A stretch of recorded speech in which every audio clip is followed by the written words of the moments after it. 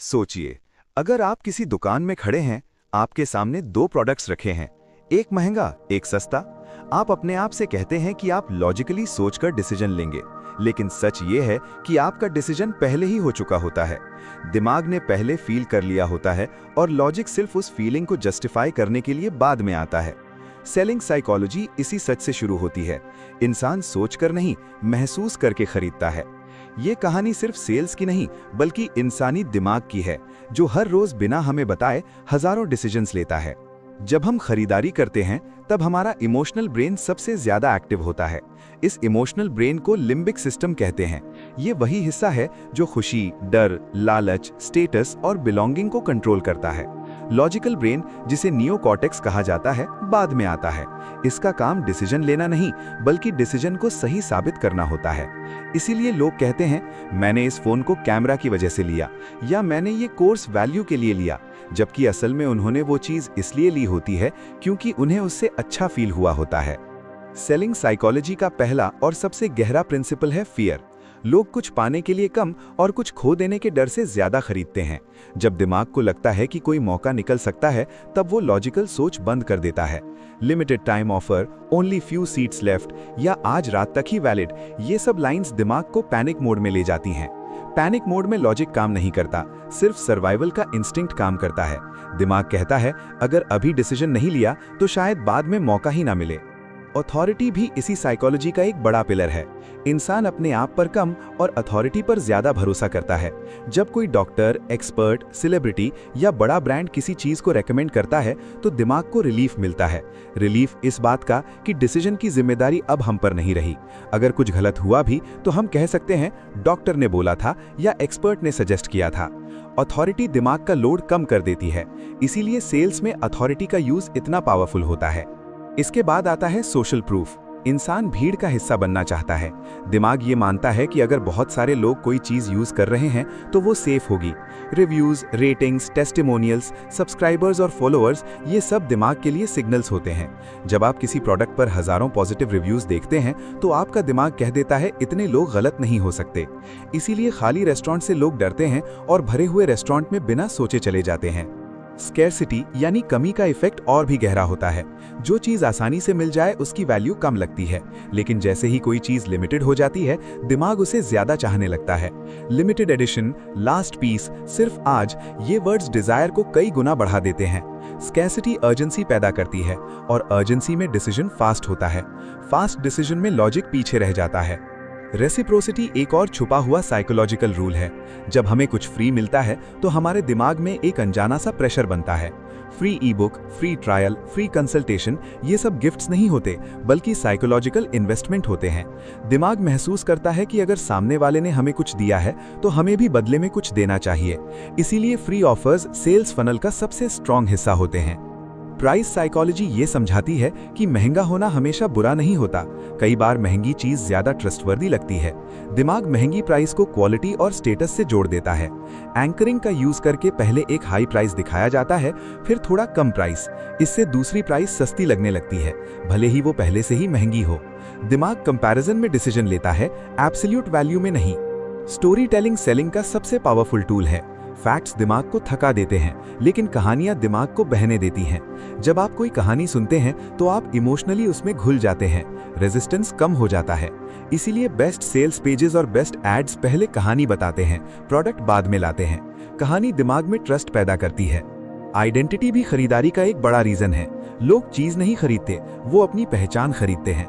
हर brand एक identity cell करता है, कोई विनर की, कोई क्रिएटिव की, कोई पावरफुल की।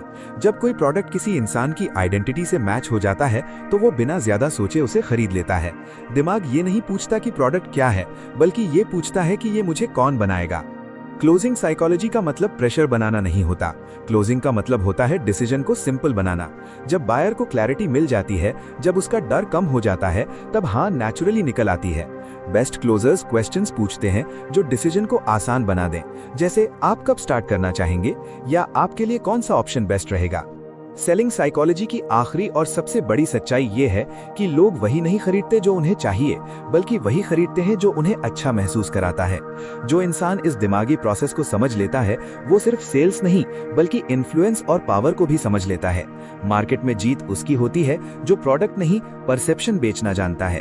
और इसी के साथ ये कहानी यहीं खत्म नहीं होती, बल्कि यहीं से शुरू होती है। अगर आप ध्यान से देखें तो सेलिंग सिर्फ प्रोडक्ट का खेल नहीं होता, बल्कि बिलीफ का खेल होता है। इंसान वही खरीदता है जिस पर वो भरोसा कर लेता है, और भरोसा लॉजिक से नहीं बल्कि सबकॉन्शियस सिग्नल से बनता है। Body language, tone of voice, words का चुनाव, साइलेंस का यूज, ये सब चीजें दिमाग को बिना बताए मैसेज भेजती हैं कि सामने वाला ट्रस्टवर्दी है या नहीं। इसीलिए कई बार एक सिंपल सा सेल्स पर्सन भी महंगा प्रोडक्ट बेच देता है, जबकि ज्यादा नॉलेजेबल इंसान सस्ता प्रोडक्ट भी नहीं बेच पाता। कंसिस्टेंसी भी सेलिंग साइकोलॉजी का एक गहरा प्रिंसिपल है। इंसान अपने पिछले डिसीजंस के साथ कंसिस्टेंट रहना चाहता है। अगर कोई बायर एक छोटा सा हाँ बोल देता है, तो उसके बाद बड़ा हाँ बोलना उसके लिए आसान हो जाता है। इसीलिए पहले फ्री साइन अप, फिर फ्री ट्रायल और फिर पेड प्लान दिया जाता है।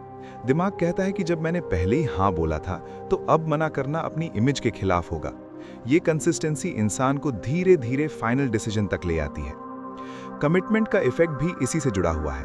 जब इंसान पब्लिकली या मेंटली किसी चीज के लिए कमिट कर लेता है, तो वो उस कमिटमेंट को तोड़ना नहीं चाहता।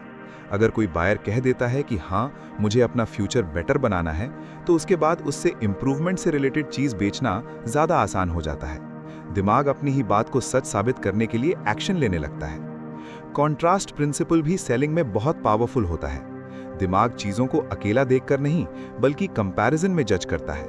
जब पहले एक डिफिकल्ट, महंगा और कॉम्प्लेक्स ऑप्शन दिखाया जाता है और उसके बाद सिंपल और सस्ता ऑप्शन, तो दूसरा ऑप्शन बहुत अट्रैक्टिव लगता है।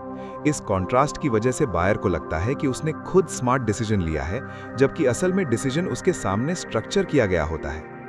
इमोशंस में सबसे ज्यादा पावरफुल इमोशन होता है पेन। प्लेजर से ज्यादा पेन दिमाग को एक्शन लेने पर मजबूर करता है। जब आप किसी इंसान को उसकी प्रॉब्लम का एहसास करा देते हैं, जब आप उस पेन को क्लियर वर्ड्स में दिखा देते हैं, तब सॉल्यूशन बेचना मुश्किल नहीं होता। सेलिंग साइकोलॉजी कहती है, पहले प्रॉब्लम को बड़ा दिखाओ, फिर सॉल्यूशन को सिंपल दिखाओ। दिमाग पेन से बचने के लिए तुरंत डिसीजन लेता है। लैंग्वेज पैटर्न्स भी दिमाग को गाइड करते हैं। आप चाहेंगे, सोचिए अगर, कल से आपका लाइफ कैसा होगा, ये सब फ्रेजेस दिमाग को इमेजिनेशन मोड में ले जाते हैं। जब दिमाग इमेजिन कर लेता है, तो वो चीज़ उसके लिए रियल हो जाती है, और जो चीज़ दिमाग में रियल हो जाती है, उसके लिए पैसे देना मुश्किल नहीं होता। साइलेंस का यूज भी एक एडवांस्ड सेलिंग स्किल है। जब आप ऑफर रखने के बाद चुप रहते हैं, तो बायर का दिमाग अनकंफर्टेबल हो जाता है। इस डिस्कम्फर्ट को खत्म करने के लिए वो बोलता है, सवाल करता है या डिसीजन लेता है। ज्यादा बोलना कई बार सेल खराब कर देता है, जबकि सही जगह पर साइलेंस सेल को क्लोज कर देता है। ट्रस्ट का एक और लेवल होता है ऑनेस्टी। जब आप अपने प्रोडक्ट की लिमिटेशन खुद बता देते हैं, तो बायर को लगता है कि आप कुछ छुपा नहीं रहे। ये रिवर्स साइकोलॉजी का काम करता है। दिमाग सोचता है, जब ये इंसान कमी भी बता रहा है, तो जो फायदे बता रहा है वो सच होंगे। इससे क्रेडिबिलिटी और ट्रस्ट दोनों बढ़ते हैं। सेलिंग साइकोलॉजी ये भी सिखाती है कि हर बायर एक जैसा नहीं होता। कुछ इमोशनल होते हैं, कुछ लॉजिकल, कुछ स्टेटस ड्रिवन और कुछ सेफ्टी ड्रिवन। जो सेल्स पर्सन या मार्केटर बायर के टाइप को पहचान लेता है, वही लॉन्ग टर्म गेम जीत लेता है। एक ही प्रोडक्ट अलग अलग लोगों को अलग अलग रीजन से बेचा जाता है।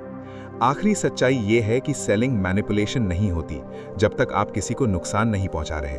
सेलिंग असल में कम्युनिकेशन है, वैल्यू को सही तरीके से समझाना। जो इंसान दिमाग के पैटर्न्स को समझ लेता है, वो सिर्फ बेचता नहीं, बल्कि लोगों की मदद भी करता है सही डिसीजन लेने में। और इसी के साथ सेलिंग साइकोलॉजी का ये दूसरा हिस्सा भी खत्म होता है।